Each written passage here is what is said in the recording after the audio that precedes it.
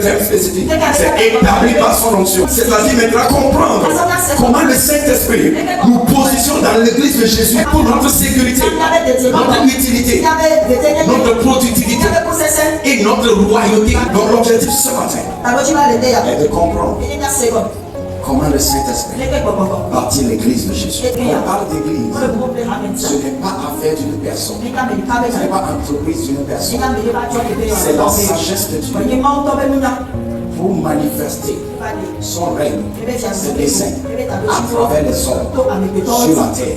Donc d'abord, nous devons comprendre que le Saint-Esprit est la clé pour la naissance de l'église. C'est le secret de notre union avec le Christ en un seul corps. Et c'est le partenaire pour notre triomphe, notre domination sur la terre. Je sais pas, comprenez, le Saint-Esprit est la clé pour la naissance de l'église sur la terre.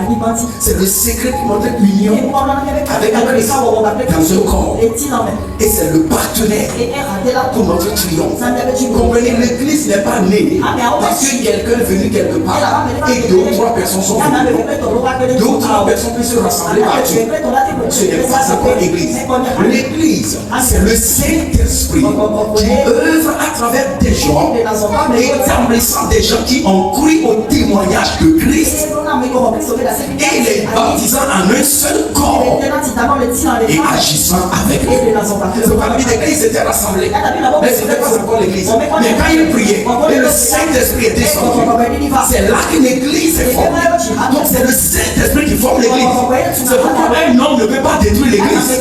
Un démon ne peut pas détruire l'église.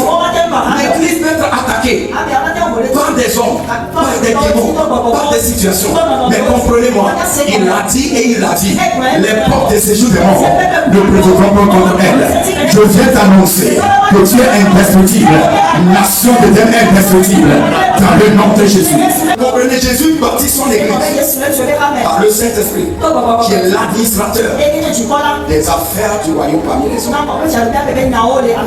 Le Saint-Esprit, il est l'administrateur des affaires du royaume. C'est-à-dire, vous voulez quelque chose avec Dieu. Vous voulez prendre quelque chose que Dieu a pour vous. Comprenez ceci.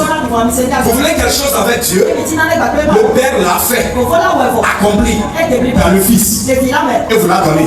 Vous voulez l'expérimenter. Rencontrer l'Esprit qui est l'administrateur. Est-ce que quelqu'un comprend? Est-ce que vous me comprenez? Parce que ceci est très important. Parfois nous disons comme si Dieu ne m'écoute pas, Dieu ne m'aide pas, Dieu ne m'aime pas. Non, il ne peut pas le faire. Il ne peut plus le faire. Pourquoi? Déjà en son Fils, il t'a aimé, il t'a béni, il t'a guéri, il t'a élevé. Donc il ne peut plus changer. Le Fils l'a accompli. Ta bénédiction n'est pas dans la poche du Père. Ton élévation n'est pas au ciel. C'est avec le Saint-Esprit. Hier, j'étais en et je me suis rendu compte que dans les 6 chapitres d'Éphésiens, non seulement cela parlait de l'église, mais chaque chapitre montrait des choses sur l'église, sur le Saint-Esprit. Chaque chapitre des 6 chapitres montre quelque chose du Saint-Esprit. Éphésiens 1, verset 13. Paul dit, vous êtes bénis de toutes les bénédictions. Vous avez été scellés du Saint-Esprit qui est le garde de votre héritage.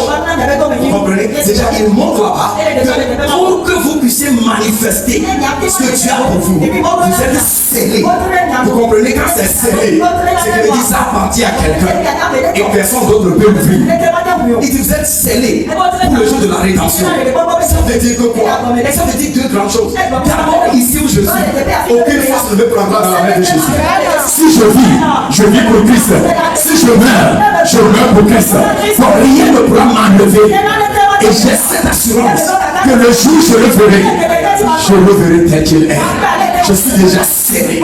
Rien ne peut m'enlever. C'est le Saint-Esprit qui nous régénère, qui nous unit dans un seul corps. Investir la vie du royaume en nous. C'est-à-dire, tu ne peux pas vivre la vie du royaume. C'est le Saint-Esprit qui le manifeste. C'est lui qui régénère notre esprit. C'est-à-dire, il éveille il crée notre esprit de nouveau. Et nous sommes connectés à l'esprit de Dieu. Nous sommes connectés à l'esprit de Dieu. Et là, il investit la vie de Dieu.